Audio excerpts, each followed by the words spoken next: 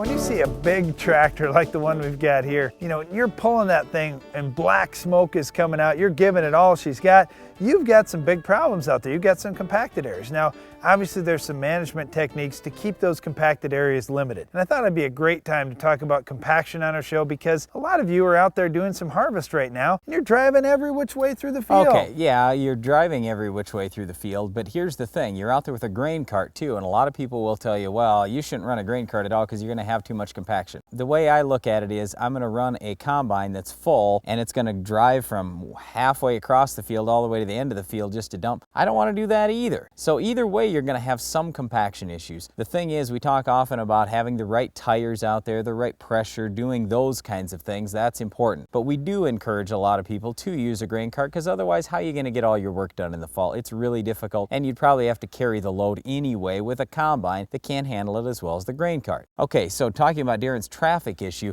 what we suggest that you do is don't just drive anywhere across the field. Follow the rows, come down to the end and go. And most of the compaction that you cause is with the first pass going through the field. So in other words, if possible, you'd like to follow the same tracks that you normally do. Yes, you're going to have a lot of compaction in those areas, but at least all the rest of the field is in pretty good shape. Well, the other thing about it, Brian, is you're doing this in the fall. If you're doing it in the spring, it's a whole different ballgame because in the spring, the soil is just different. If you had some frost coming out, if you had some excess spring moisture, you're going to create a lot more compaction than you will in the fall. Because the ground is going to be wetter in the spring typically. And by the same token, the fall is a great time to try and fix some of these things. If you made a mistake during the year or you had a tough time getting in the spring and you left some ruts, we see that all over the upper Midwest where we were too wet in the spring. We left some ruts getting the crop in. We left some ruts doing some spraying. You got to fix those this fall. They aren't going to go away on their own. Okay, so what we suggest you do if you don't think you have compaction on your farm is dig some root pits. All you have to do is dig down about 4 to 6 feet down in the ground and then just take a knife and run that up the side of the pit that you just dug. And you'll find where your compaction layers are. Usually we find a plow pan that's 6 inches to 12 inches deep, something like that. And then usually there's a natural compaction layer that could be 16 to 22 inches deep, right around in that range. What we like to do on our own farm is go out there with a zone commander and go deep. It's a straight shank and a narrow shank. And all we're trying to do, we're not trying to rip everything up. This is not a ripper situation. This is just we're trying to slice through the ground about every 30 inches or so. So now our roots can find those slots and get down really deep into the ground. We've done that with great success on our farm, and it's one of the reasons why we've been able to get the great yields that we have over the last few years. Well, when you think about it, if you're trying to do some V-ripping and you're going to turn everything black,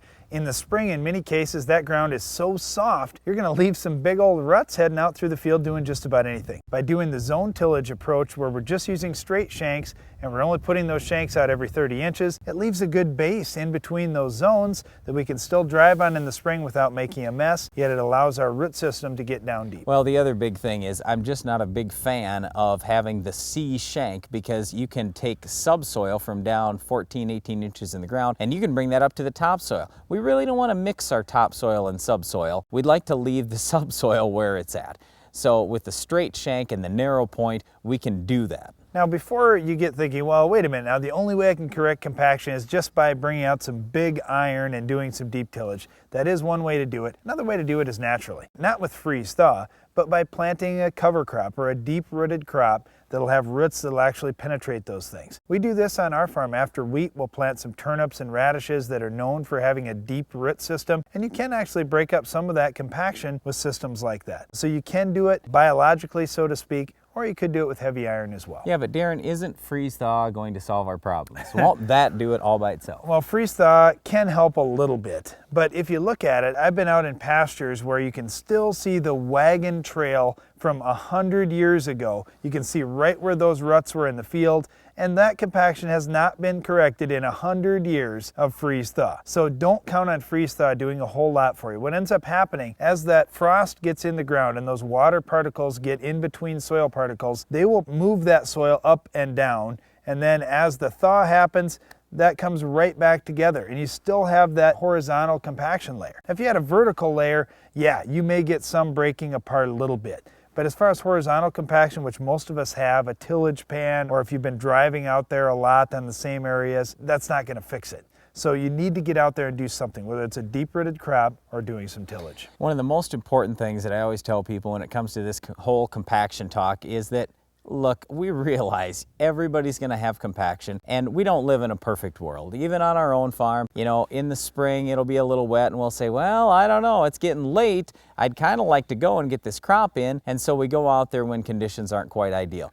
Obviously, if we could wait till the soil dries up a little bit, that would be much better. But sometimes on the farm, you just have to go, whether that's fall or summer or spring. So you're going to have some problems sooner or later. Well, I think more realistically, you look at a field and you say, you know what, 95% of the field is perfect, but there's just this one little area out there. And you say, well, maybe I can kind of reach out into there and not compact it.